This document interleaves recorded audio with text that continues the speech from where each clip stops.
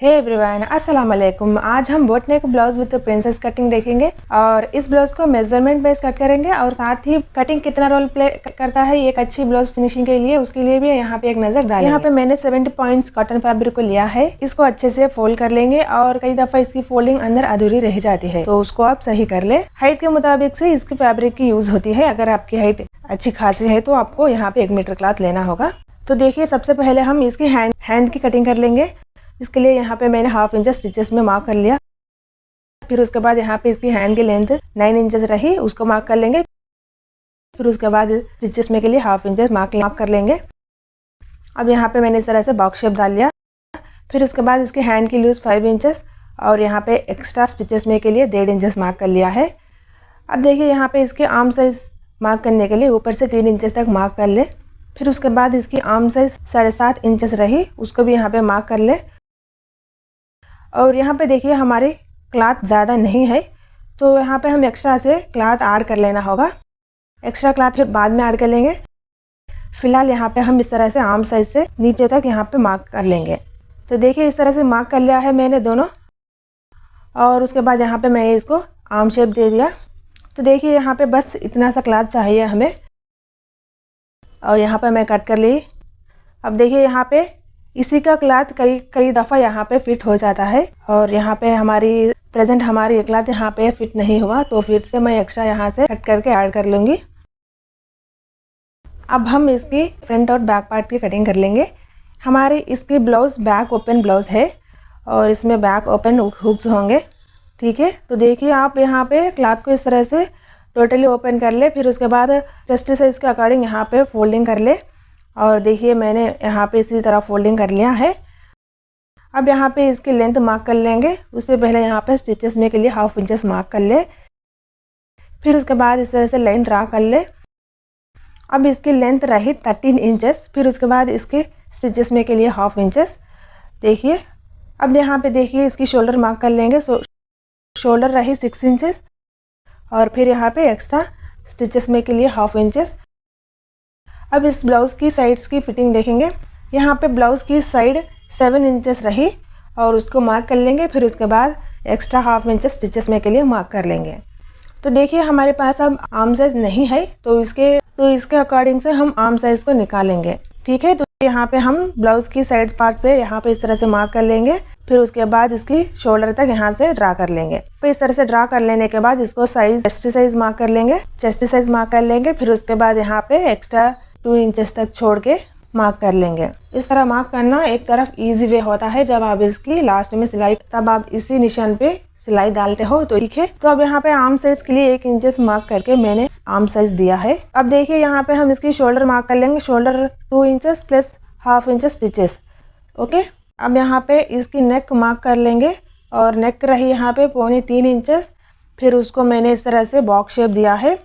तो देखिए, यहाँ पे मैं आपको एक और बात बताती हूँ। और शोल्डर अच्छे से फिटिंग होने के लिए यहाँ पे आपको इस तरह से क्रॉस देना होगा। अगर आप इस तरह से क्रॉस नहीं दिए तो आपका शोल्डर है ना, वो अच्छे से फिट नहीं होता, वो फिर इस तरह से ऊपर की तरफ उठ के होता है। और जब आपकी नेक यहाँ पे 2.25 इंचेस रही, तो आप लोग ऐसा कर देते हैं कि वो अपना जितना भी नेक है तो वो उसी को डायरेक्ट ही कट कर देते हैं, लेकिन यहाँ पे वो भूल जाते हैं कि उनको सिलाई में भी एक्स्ट्रा 1/2 इंचेस तक छोड़ना होता है। तो आप उसको भी थोड़ा ध्यान रख ले। मैंने इस तरह के इंसिडेंट्स बहुत देखा है कि बिगिनर्स की, उनको जब वो कट करते हैं तो उनकी नेक डीप होती है या फिर वो ज़्यादा ऊपर चले जाती है। सिलाई में छोड़ने के लिए वो भूल जाते हैं, इसके लिए उनकी नेक डीप या फिर ज़्यादा हाई हो जाती है, ओके। तो देखिए, यहाँ पे मैं 1/2 इंचेस स्टिचेस में के लिए इस तरह से मार्क कर लिए है, ठीक है। तो देखिए, अब इसी पार्ट को एक्स्ट्रा से कट कर ले। फिलहाल यहाँ पे मैं इसी के ऊपर फ्रंट पार्ट को मार्क करूँगी, ठीक है। तो देखिए, यहाँ पे फ्रंट पार्ट के लिए 1 इंच से एक्स्ट्रा अंदर यहाँ पे आर्म साइज देना होगा। फिर उसके बाद इसके नीचे 3 इंचेस मार्क कर लेंगे और एक्स्ट्रा स्टिचेस में के लिए 1/2 इंचेस। फिर उसी के सीधा हम यहाँ पे 3 इंचेस तक मार्क कर लेंगे स्ट्राइट लाइन। फिर उसके बाद देखिए, मैंने इसको इस तरह से इसकी शेप दिया है। अब यहाँ पे इसकी टक्स के यानी इसकी 3 डॉट्स के इसको 3 डॉट्स देंगे और इसके लिए देखिए, मैंने यहाँ पे इसको इस तरह से ड्रा किया है, ओके। अब यहाँ पे इसकी नेक रही 1.5 इंचेस और लंबी, तो इसको भी मैं कट कर लूँगी। यहाँ पे मैं सेम इसी को मैंने यहाँ पे पेपर पर ड्रा करके रख लिया है। अब इसको हम कट कर लेंगे और पेपर पे कट करके आपको 100% श्योर होगा आपकी कटिंग सही है। तो देखिए यहाँ पे मैंने इसको कट कर लिया है। जब इसकी शेप की सिलाई कर लेंगे तो यहाँ पे 1 इंच तक हमारी कम आती है, उसके लिए आप यहाँ पे 1 इंच एक्स्ट्रा रख के कटिंग करना होगा। तो इसके लिए आप पेपर को ही 1 इंच तक दूसरे पेपर में रख के 1 इंच तक एक्स्ट्रा लंबाई कट कर ले। फिर कभी आपको कटिंग करना हो तो डायरेक्ट पेपर रख के ही कट कर सकते हैं। और फिलहाल मैं यहाँ पे इसको मेन फैब्रिक के ऊपर रख के ही कट कर लेती हूँ। ठीक है, तो देखिए हमारी क्लॉथ बस इतना ही है। तो इसको हम क्रॉस से कट कर लेंगे इसकी शेप को हम क्रॉस से कट कर लेंगे। यहाँ पे इसकी फिट नहीं हुआ तो देखिए यहाँ पे हुआ है और यहाँ पे भी हुआ है, दोनों को अलग अलग रख के कट कर लेना होगा। अगर क्लॉथ ज़्यादा हो तो एक ही ऊपर रख के कट कर सकते हैं।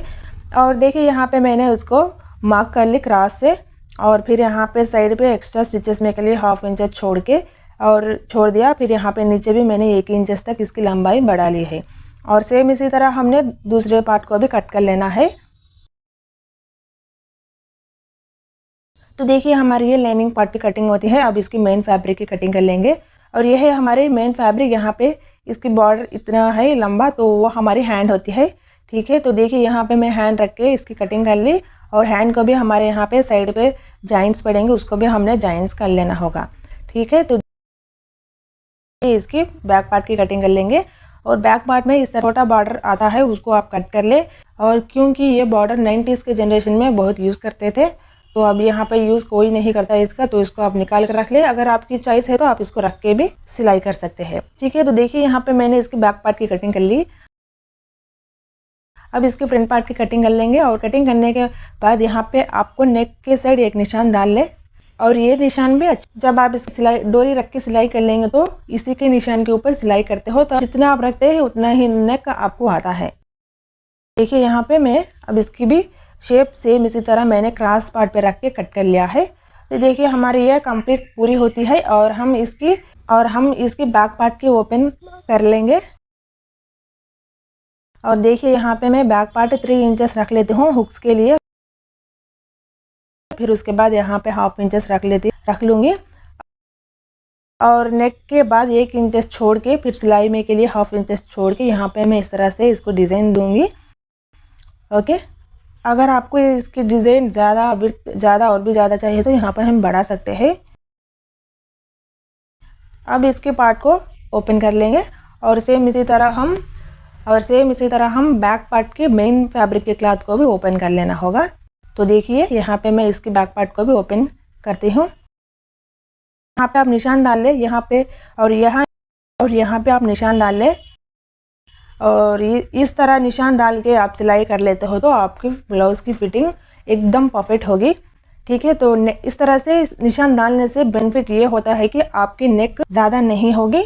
जिस तरह से आप मार्क कर लेते हो तो उसी के अकॉर्डिंग से यहाँ पे आपकी नेक फिट होती है। अब यहाँ पे मैं इसकी हैंड को भी जॉइंट स्टिचिंग कर ली। तो हैंड को देखिए स्टिचेस करने से पहले इस तरह से आप उल्टा रख ले।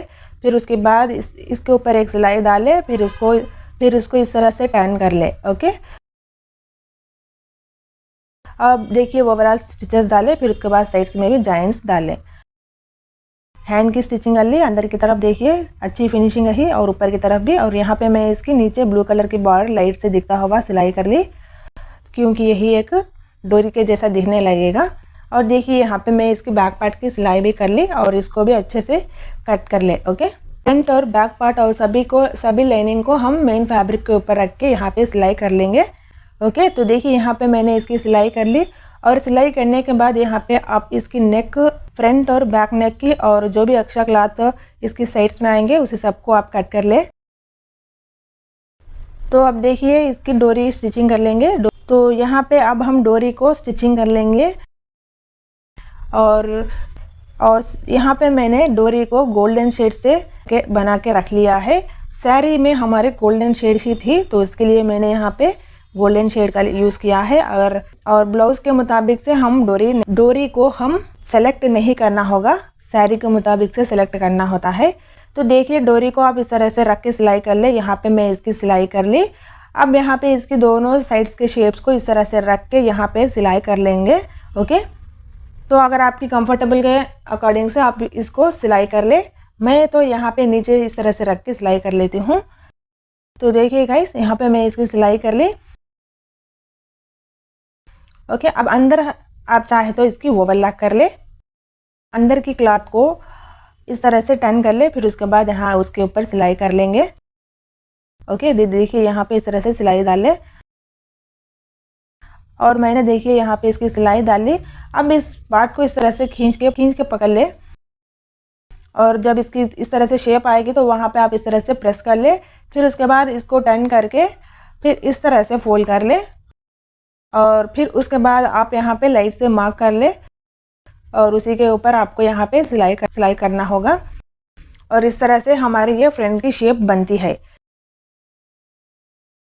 ब्लाउज की रिकटिंग के बाद इसकी नेक की डोरी ज्वाइन कर लेंगे। ओके, तो देखिए यहाँ पे मैं 1.5 इंचेस लाइनिंग फैब्रिक और 3 इंचेस तक यहाँ पे मेन फैब्रिक को लिया है। इसको हम बैक साइड हुक्स में अटैच करेंगे, और एक साइड हम लाइनिंग फैब्रिक और दूसरे साइड मेन फैब्रिक को यूज़ करेंगे।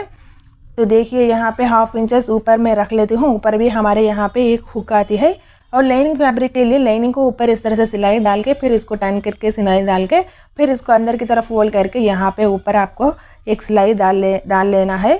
ओके, ये हमारी लाइनिंग की होती है। और मेन फैब्रिक को आप अंदर की तरफ से फोल्ड करके सिलाई कर लेना होगा सेम। फिर उसके बाद इसको ऊपर इस तरह से रख के फोल्ड करके यहाँ पे एक सिलाई डाल लेना है। ओके, तो ये हमारी लाइनिंग को और मेन फैब्रिक की फ़र्क होती है। लाइनिंग को हम ऊपर से सिलाई करते हैं और मेन फैब्रिक को अंदर से सिलाई करते हैं। तो देखिए यहाँ पे मुझे क्लॉथ कम था, तो मैंने यहाँ पे एक्स्ट्रा क्लॉथ से इसको डोरी कट कर ली है। और ये मेरा पुराना क्लॉथ है, इसको मैं आयरन नहीं करी, एक खुद ही आयरन हो जाएगा जब हम इसकी सिलाई कर लेंगे। तो देखिए यहाँ पे मैं इसकी डोरी रख के इस तरह से सिलाई कर लेती हूँ। फिर उसके बाद यहाँ पे इसको इस तरह से 1/2 इंचेस रख के कट कर लेंगे। और इस तरह से जिस तरह से आप डोरी की सिलाई करते हैं वो भी अच्छी ब्लाउज की फिनिशिंग के लिए एक रोल प्ले करता है।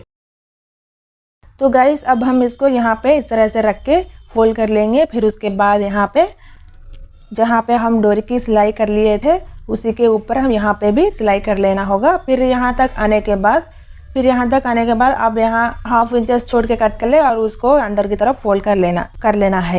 तो देखिए यहाँ पे मैं इसकी सिलाई कर ली। अब इसको इस तरह से अच्छे से टर्न कर लेंगे। फिर उसके बाद अंदर की तरफ फोल्ड करके उसके बाद डोरी के ऊपर एक सिलाई डाल लेंगे। ओके, अब इसके अंदर की पार्ट को हम बाद में हेमिंग कर लेंगे।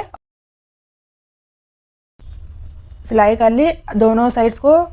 अब हम यहाँ पे दोनों पार्ट्स को इस तरह से रख के पिनअप कर लेंगे। फिर दोनों पार्ट्स को रख के इस तरह से पिनअप कर लिया है। अब इसको फ्रंट पार्ट रख के यहाँ शोल्डर साइड भी पिनअप कर लेंगे।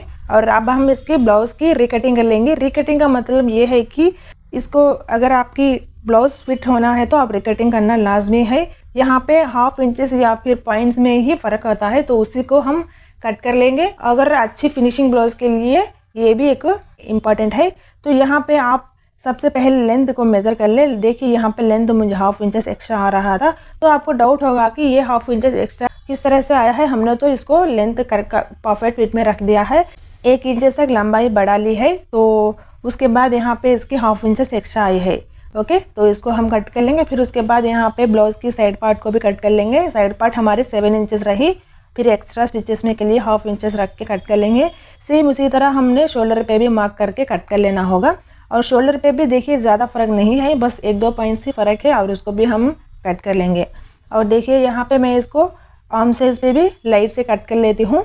और फ्रंट पे आप आर्म साइज देख के कट कर लीजिए। और यहाँ पे ज़्यादा कट के लिए तो आपको खींचने लगेगा, और कम कट के लिए तो आपको यहाँ पे झोल दिखती है। ओके, फिर यहाँ पे देखिए आप नेक पे भी लाइट से इस तरह से कट कर ले, और इस तरह से कट करने से आपकी नेक अच्छे से फिट होती है। तो देखिए फ्रंट पार्ट पे मैं यहाँ पे इसको शेप देती हूँ, और 1.5 इंचेस तक मुझे चाहिए, तो उसके लिए यहाँ पे 1/2 इंचेस तक स्टिचेस में छोड़ के मैंने यहाँ पे इसको मार्क कर लिया है। तो देखिए गाइस, अब यहाँ पे इसको भी हम अच्छे से लाइट से कट कर लेंगे। और इस तरह से कट करने से आपकी हुक साइज़, जब आप इसकी हुक साइज़ देखेंगे तो इक्वल साइज़ होती है। ओके, 1-2 पॉइंट्स भी यहाँ पे फ़र्क नहीं होगी। देखिए इसको हम फोल्डिंग करने के बाद इतना साइज़ आएगा ये। अब देखिए ये हमारी ब्लाउज़ की रिकटिंग हो गई है। अब इसकी स्लीव्स की कटिंग देखेंगे तो स्लीव्स को भी आप यहाँ पे इस तरह से फोल्ड कर ले, फिर उसके बाद दोनों स्लीव्स को रख के पिनअप कर ले और फिर उसके बाद इसके ऊपर भी यहाँ पे एक पिनअप कर ले। मैं हमेशा की तरह रिकटिंग पिनअप करके ही करती हूँ, इस तरह से करने से मुझे परफेक्ट फिट होती है। तो देखिए यहाँ पे मैं इसके आर्म साइज़ मेज़र करूँगी, आर्म साइज़ 7.5 इंचेस, फिर उसके बाद एक्स्ट्रा स्टिचेस में के लिए 2 इंचेस और कई दफ़ा 2 इंचेस और कई दफ़ा देखिए बोट नेक की ब्लाउज़ में हमारे हैंड की लेंथ ज़्यादा बढ़ती है, उसको भी हम कट कर लेंगे रख के, उसको भी हम इसको मेज़र करके कट कर लेंगे। देखिए यहाँ पे इस तरह से रखने से हमारे यहाँ पे आर्म साइज़ इसकी ज़्यादा आ रही थी उसको हमने इस तरह से कट कर लेना होगा। फिर उसके बाद मैं इसको इस तरह से इस साइज़ पे यहाँ पे 1/2 इंचेस तक कट कर लेती हूँ। ओके, तो देखिए अब यहाँ पे हम शोल्डर जॉइन कर लेंगे, फिर उसके बाद इसकी नेक और फिर उसके बाद इसके नीचे और फ्रंट बैक दोनों तरफ डोरी ऐड कर लेंगे, फिर उसके बाद इसकी स्लीव्स को अटैच करेंगे। ओके, तो देखिए यहाँ पे हम इस तरह से स्लीव्स को अटैच कर लेंगे 1/2 इंचेस तक रख के।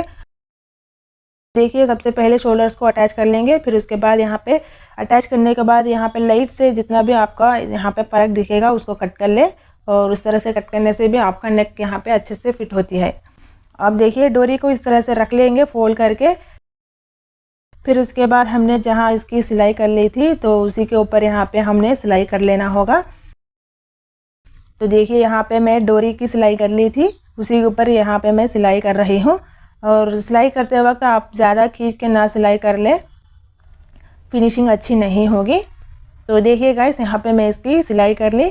अब देखिए यहाँ पे इसको इस तरह से फोल्ड कर ले, फोल्ड करने के बाद अंदर की क्लॉथ जितना भी दिख रही थी तो उसको यहाँ पे कट कर लेना होगा। ओके, अब अगर कट नहीं कर लिया तो आपको हेमिंग करने के बाद भी इसकी क्लॉथ और इसकी एक्स्ट्रा क्लॉथ और इसके पीसेस भी दिखने लगेंगे, तो हेमिंग करने के बाद भी फिनिशिंग अच्छी नहीं होगी। आप पहले ही इस तरह से देख के कट कर लेना है। ओके, तो देखिए फिर उसके बाद यहाँ पे डोरी के ऊपर आप सिलाई डालें और सिलाई भी यहाँ पे डोरी के ज़्यादा दूर तक ना डालें, वो भी एक अच्छा नहीं दिखेगा।